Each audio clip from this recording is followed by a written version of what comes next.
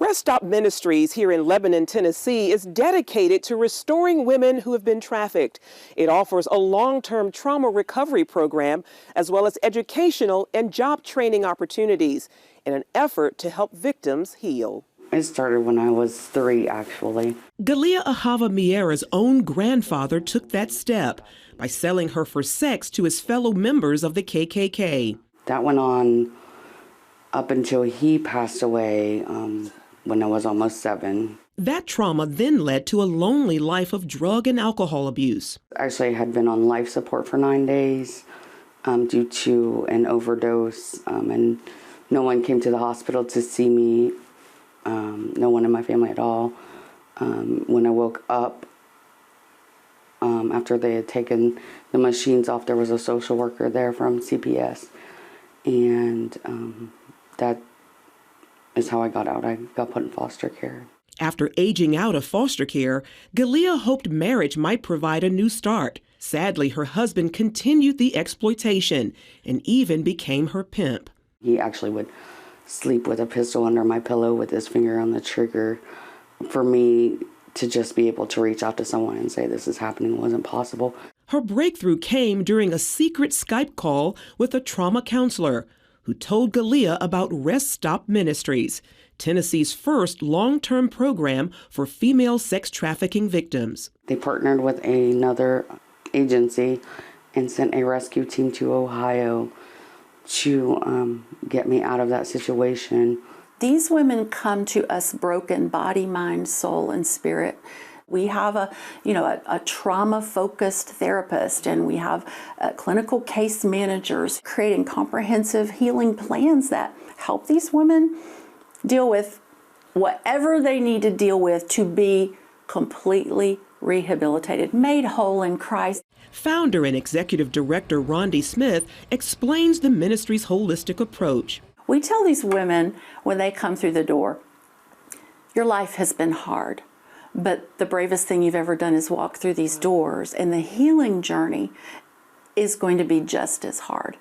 And if you'll come and just focus on doing the very hard work of healing, we're going to take care of your every need. Part of that healing includes a 9-month curriculum called Good Hope Farms that provides education and employment opportunities. They are learning job skills, paid hands-on. They are being paid to learn because they need to be ready when they transition and when they start working and earning, and it boosts their self-esteem, and they realize there is hope for me to transform my life. Hope actually born from tragedy, according to Smith. This is the beautiful kitchen that you walked through to come here to my office. This is what that beautiful kitchen looked like in February of 2014.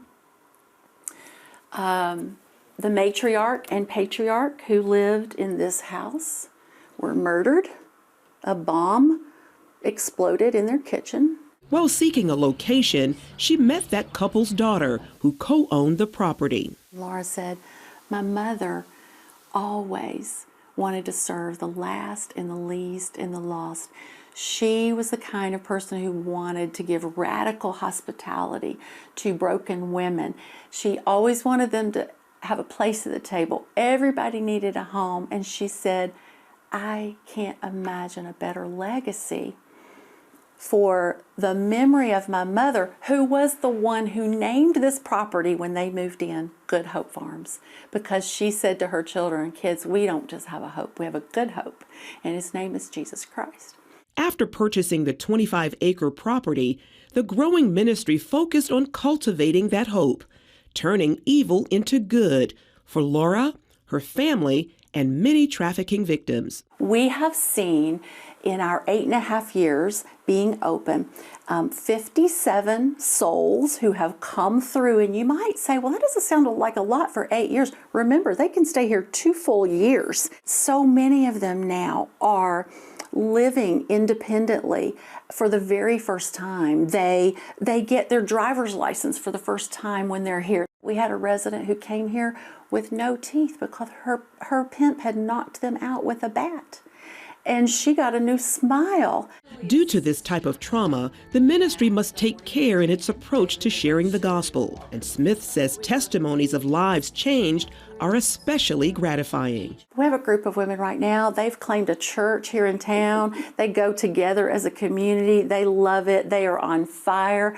They would all testify to you if you could talk to each one of them today that they know that God has been their answer. That includes Galia, whose name in Hebrew means beloved, redeemed, shining light. Since completing the program, she helps others at a short-term rehab facility in Nashville. Everyone at Restop has walked beside me. When I was struggling, they were my legs so I could stand, and they would hold me up till I could walk on my own.